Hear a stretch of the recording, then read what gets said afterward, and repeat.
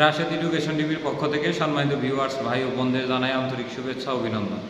আপনাদের সাথে আমি রয়েছি মোহাম্মদ রাশেদ মোশাররফ, শিক্ষক নিবন্ধনধারী কারিগরি শিক্ষা ও trade instructor Itna Nurpur DD মাদ্রাসা ইটনা কিশোরগঞ্জ।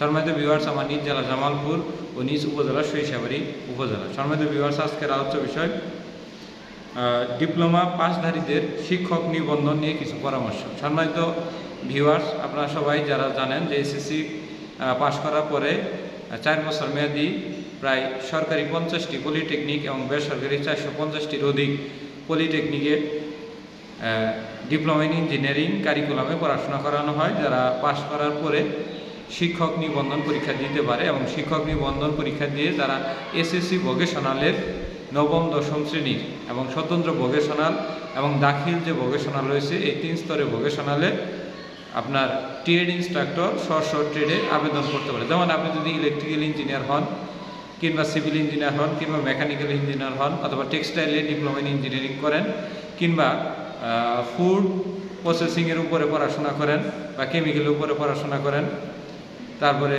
আপনার কম্পিউটার সায়েন্স অ্যান্ড ইঞ্জিনিয়ারিং করেন, তাহলে আপনি কিন্তু ট্রেড ইনস্ট্রাক্টর হিসেবে শিক্ষক নিবন্ধন পরীক্ষা দিতে পারবেন এবং আপনার বেতন গ্রেড হবে দশম, যেটা বলা হয় 16,000 টাকা স্কেল।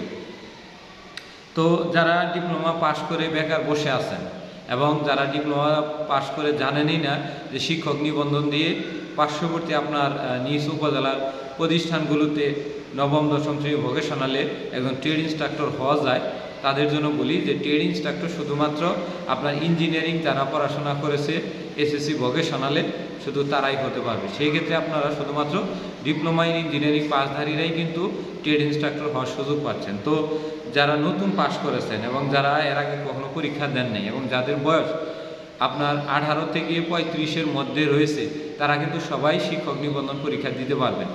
এবং আপনার যদি সেকেন্ড ক্লাসও থাকে অর্থাৎ দ্বিতীয় বিভাগও থাকে, মানে আপনি যদি 2.25ও পান বা তারও নিচেও পান, তারপরও আপনি কিন্তু শিক্ষক নিবন্ধন পরীক্ষা দিতে পারবেন। অর্থাৎ এসএসসিতে যদি আপনার সেকেন্ড ক্লাস অর্থাৎ সেকেন্ড ডিভিশন থাকে এবং আপনার ডিপ্লোমা যদি থার্ড ডিভিশন থাকে, তারপরেও কিন্তু আপনি শিক্ষক নিবন্ধন দিতে পারবেন। তো সেই ক্ষেত্রে কিন্তু এটা একটা বিশাল সুযোগ ডিপ্লোমা ইন ইঞ্জিনিয়ারিং পাশধারীদের জন্য, বিশেষ করে যারা ইলেকট্রিক্যাল রয়েছেন, যারা সিভিল রয়েছেন, যারা মেকানিক্যাল রয়েছেন, যারা ফুড রয়েছেন, যারা রিফ্রিজারেশন অ্যান্ড এয়ার কন্ডিশন আছেন, যারা পাম্পিং অ্যান্ড পাইপ ফিটিংয়ে পড়াশোনা করেছেন বা টেক্সটাইল ইঞ্জিনিয়ারিং পড়াশোনা করেছেন, তাদের জন্য কিন্তু এটা বিশাল সুযোগ। সকল ট্রেডে কিন্তু নিবন্ধন দেওয়া যায়। এমনকি যারা কৃষিতে ডিপ্লোমা করছে তারাও কিন্তু এই প্রতিষ্ঠানের আপনার এগ্রো বেস ফুডে ওনারা নিবন্ধন দিতে পারবেন ট্রেড ইনস্ট্রাক্টর হিসেবে, অথবা সহকারী শিক্ষক কৃষি শিক্ষাতে কিন্তু ওনারা নিবন্ধন দিতে পারবেন। তো এটা কিন্তু একটা বিশাল সুযোগ একজন একজন ডিপ্লোমা পাশধারীর ক্ষেত্রে। কিন্তু এটা অনেকেই জানেন না, সেক্ষেত্রে নিবন্ধন দেন না। এখন অনেক পদ খালি রয়েছে। আপনারা সবাই জানেন যে প্রতি বছর একটি করে শিক্ষক নিবন্ধনের সার্কুলার প্রকাশিত হয় এবং প্রতি বছর 2বার করে শিক্ষক নিবন্ধনের গণবিজ্ঞপ্তি নেওয়ার জন্য সরকারের একটি নির্দেশনা রয়েছে। অর্থাৎ বছরে 2বার করে শিক্ষক নিয়োগের নিয়ম আপাতত চালু রয়েছে। 2 বা 3বারও অধিক নিতে পারবো, কিন্তু আমি ঘরে ধরি 2বার করেও যদি নেয় বা বছরে 1বারও যদি নেয়, সেক্ষেত্রেও কিন্তু এটা বিশাল একটা প্রাপ্যতা। তো সেই বিষয়ে বলবো যে যারা এই সরকারি এবং বেসরকারি পলিটেকনিক ইনস্টিটিউট থেকে যে কোনো শিক্ষক নিবন্ধন ডিপ্লোমা ইন ইঞ্জিনিয়ারিং পাস করছেন, তারা অবশ্যই শিক্ষক নিবন্ধন দেন।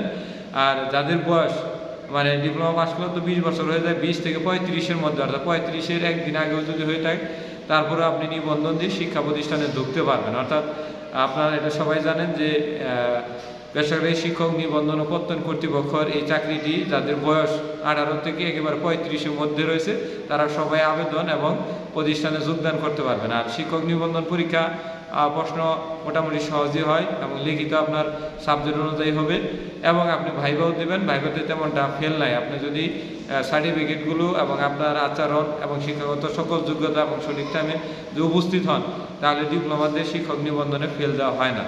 অর্থাৎ এই থেকে আমি আপনাদের সহজ করে বলি, যারা আমার এই ভিডিওটি প্রথম পাবেন এবং ডিপ্লোমা ক্যান্ডিডেট বা পলিটেকনিক্যালে পড়াশোনা করেছেন, আপনারা এখন থেকে জেনে নিন যে ডিপ্লোমা ইন ইঞ্জিনিয়ারিং পাস করে এসএসসি ভোকেশনালে শিক্ষক হওয়া যায় এবং শুধুমাত্র এসএসসি ভোকেশনালে এবং দাখিল ভোকেশনাল বা সেসিভুক্ত 640টি এসএসসি ভোকেশনাল রয়েছে, যেখানে 2টি করে ট্রেড রয়েছে এবং সেসিভুক্ত এসএসসি ভোকেশনাল প্রত্যেকটি উপজেলায় 1টি করে, এবং এমপিওভুক্ত আরও 500 এসএসসি ভোকেশনাল রয়েছে এবং 25+ কারিগরি ভোকেশনাল রয়েছে, মানে দাখিল ভোকেশনাল রয়েছে, যেগুলো মাদ্রাসার সাথে ভোকেশনাল চলে। আর সেসিভুক্ত এই মাদ্রাসা ভোকেশনাল হচ্ছে 72+, অর্থাৎ প্রত্যেকটি ভোকেশনাল প্রতিষ্ঠানে প্রদত্ত সেসিভ ছাড়া যে প্রতিষ্ঠানগুলোকে 3টি-4টি করে ট্রেড চালু রয়েছে, এবং প্রতি ট্রেডে আপনার যদি কারিগরি শিক্ষা বোর্ডের হয় সেখানে 2 জন করে টিচার, এবং সেসি বলে প্রতি ট্রেডে 1 জন করে টিচার নিয়োগ হয়। তো সেই ক্ষেত্রে কিন্তু আপনার এটি বিনামূল্যে একটি চাকরি এবং দারিদ্রতা ঘোষণের জন্য এটা একটি বিশাল সম্মানজনক। অর্থাৎ আপনি অনার্স মাস্টার্স পাস করে হয়তো একটি অফিস আদালতে একটি পিয়ন হলেন, হয়তো একটু ভালো স্যালারি পেলেন, কিন্তু আপনার সম্মান কিন্তু থাকবে না। কিন্তু এখানে আপনি কিন্তু নিজেকে একজন শিক্ষক এবং সমাজের শিক্ষকের সম্মান ও পদমর্যাদাটা অনেকটা বেশি পাবেন। তো সেই ক্ষেত্রে যারা মিডিয়াম মেধাবীধারী রয়েছেন এবং একটু আরাম আয়েসে চলতে চান, তারা অবশ্যই শিক্ষক নিবন্ধন দিয়ে ডিপ্লোমা পাস করে শিক্ষক নিবন্ধন দিয়ে এসএসসি ভোকেশনালের ট্রেড ইনস্ট্রাক্টর বা দাখিল ভোকেশনাল ট্রেড ইনস্ট্রাক্টর বা সেসিভুক্ত 640টি এসএসসি ভোকেশনালের ট্রেড ইনস্ট্রাক্টর হন।